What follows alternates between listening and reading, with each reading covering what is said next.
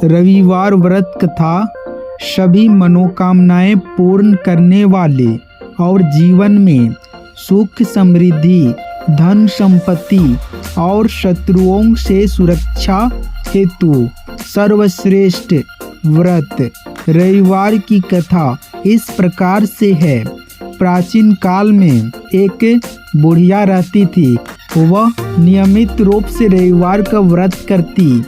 रविवार के दिन सूर्योदय से पहले उठकर बुढ़िया स्नान आदि से निवृत्त होकर आंगन को गोबर से लीपकर स्वच्छ करती। उसके बाद सूर्य भगवान की पूजा करते हुए रविवार व्रत कथा सुनकर सूर्य भगवान का भोग लगाकर दिन में एक समय भोजन करती। सूर्य भगवान की अनुकंपा से बुढ़िया को किसी प्रकार की चिंता व कष्ट नहीं था। धीरे धीरे उसका घर धन धान्य से भर रहा था। उस बुढ़िया को सुखी होते देख उसकी पड़ोसन उससे बुरी तरह जलने लगी।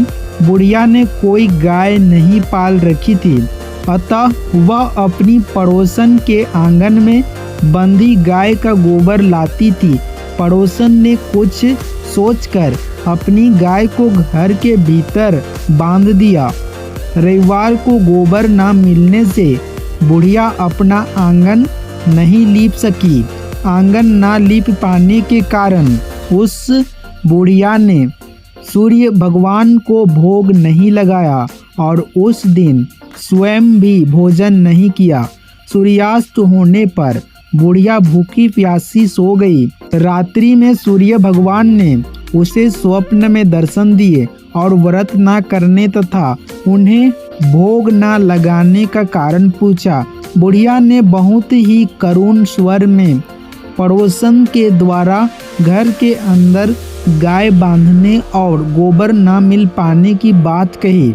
सूर्य भगवान ने अपनी अनन्य भक्त बुढ़िया की परेशानी का कारण जानकर उसके सब दुख दूर करते हुए कहा, हे माता, तुम प्रत्येक रविवार को मेरी पूजा और व्रत करती हो।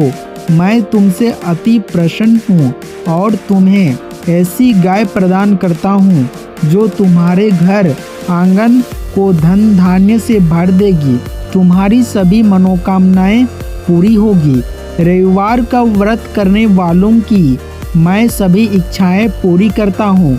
मेरा व्रत करने व कथा सुनने से बांझ स्त्रियों को पुत्र की प्राप्ति होती है। स्वप्न में उस बुढ़िया को ऐसा वरदान देकर सूर्य भगवान अंतर्धान हो गए। प्रातःकाल सूर्योदय से पूर्व उस बुढ़िया की आंख खुली तो वह अपने घर के आंगन में सुंदर गाय और बछड़े को देखकर हैरान हो गई। गाय को आंगन में बांधकर उसने जल्दी से उसे चारा लाकर खिलाया। पड़ोसन ने उस बुढ़िया के आंगन में बंधी सुंदर गाय और बछड़े को देखा तो वह उससे और अधिक जलने लगी। तभी गाय ने सोने का गोबर किया। गोबर को देखते ही पड़ोसन की आंखें फट गई।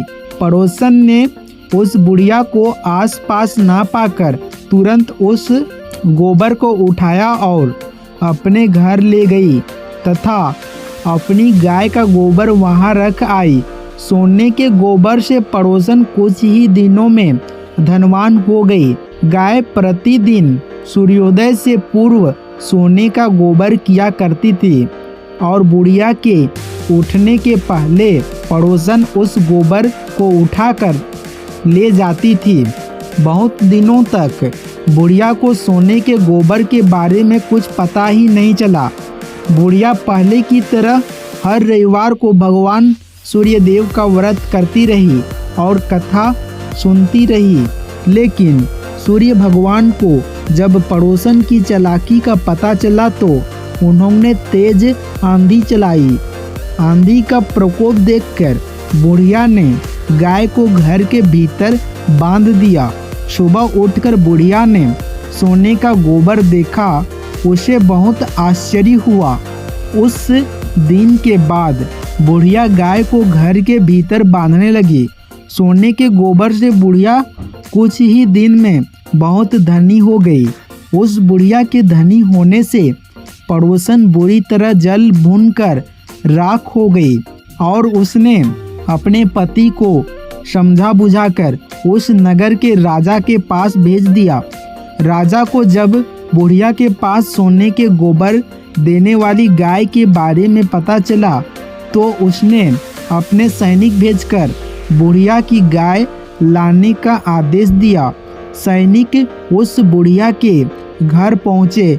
उस समय बुढ़िया सूर्य भगवान को भोग लगाकर स्वयं भोजन ग्रहण करने वाली थी। राजा के सैनिकों ने गाय और बछड़े को खोला और अपने साथ महल की ओर ले चले। बुढ़िया ने सैनिकों से गाय और उसके बछड़े को ना ले जाने की प्रार्थना की।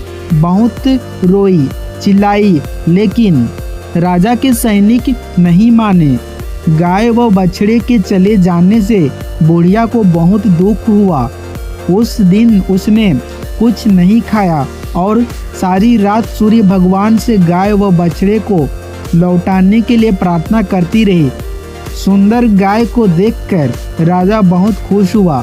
सुबह जब राजा ने सोने का गोबर देखा तो उसके आश्चर्य का ठिकाना ना रहा। उधर सूर्य भगवान को भूखी प्यासी बुढ़िया को इस तरह प्रार्थना करते देख उस पर बहुत करुणा आई। उसे रात सूर्य भगवान ने राजा को स्वप्न में कहा, राजन, बुढ़िया की गाय व बछड़ा तुरंत लौटा दो, नहीं तो तुम पर विपत्तियों का पहाड़ टूट पड़ेगा, तुम्हारा महल नष्ट हो जाएगा। सूर्य भगवान के स्वप्न से बुरी तरह भयभीत राजा ने प्रातः उठते ही गाय और बछड़ा बुढ़िया को लौटा दिया। राजा ने बहुत सा धन देकर बुढ़िया से अपनी गलती के लिए क्षमा मांगी। राजा ने पड़ोसन और उसके पति को उनकी इस दुष्टता के लिए दंड दिया। फिर राजा ने पूरे राज्य में घोषणा कराई कि सभी स्त्री पुरुष रविवार का व्रत किया करें। रविवार का व्रत करने से सभी लोगों के घर धन धान्य से भर गए। चारों ओर खुशहाली छा गई। सभी लोगों के शारीरिक कष्ट दूर हो गए। राज्य में सभी स्त्री पुरुष सुखी जीवन यापन करने लगे।